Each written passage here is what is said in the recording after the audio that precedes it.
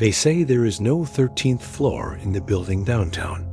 The elevator buttons skip from 12 to 14 like skipping a curse. Like ignoring something makes it disappear.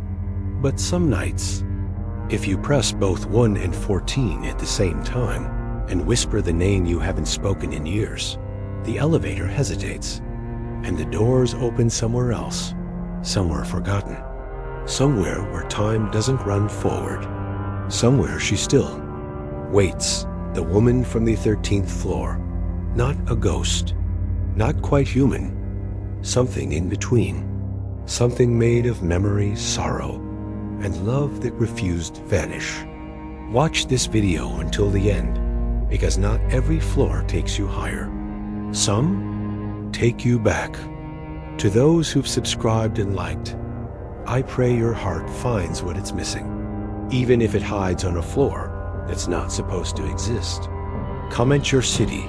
Have you ever pressed a button that didn't belong and felt the air change?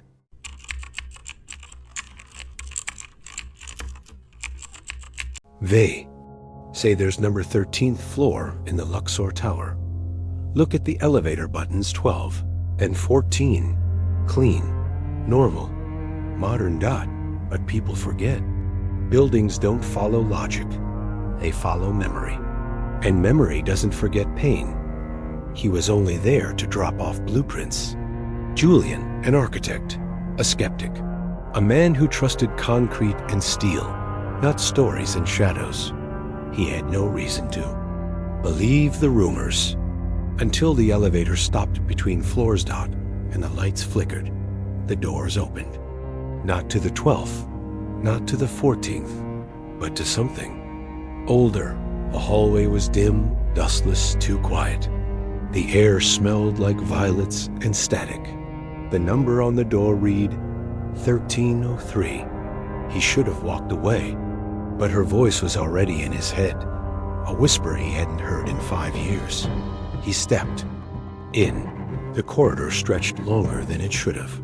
Paint peeled in slow motion. Every light buzzed like it was holding its breath. And at the end of the hallway, she stood. She wasn't aged. She wasn't dead. She looked exactly the same as she did the day she disappeared. Hair like ink. Eyes like quiet storms.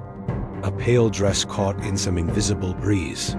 Julian, she said. And it wasn't a question. It was a memory spoken aloud. He wanted to run. He wanted to fall into her arms. He didn't do either. He just stared.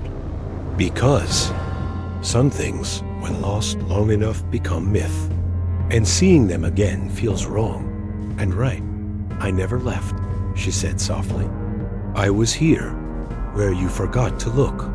He tried to speak, but his voice cracked. What is this place? She smiled. 13. The space between certainty and sorrow. Where you go when you're not ready to let go. She led him down the corridor, not walking floating in steps too soft to echo. Each door they passed showed a reflection of their past. Laughter in sunlight, the day she vanished, the letter he never sent. He felt it all. Again, thought they stopped at a window. A city skyline that didn't exist anymore. A sky that pulsed like it remembered them both. I waited, she whispered. Even when they removed the floor. Even when the world forgot this place. Why? He asked, broken. Because you never said goodbye. And suddenly he was crying. Not from sadness, but from the weight of delayed goodbye.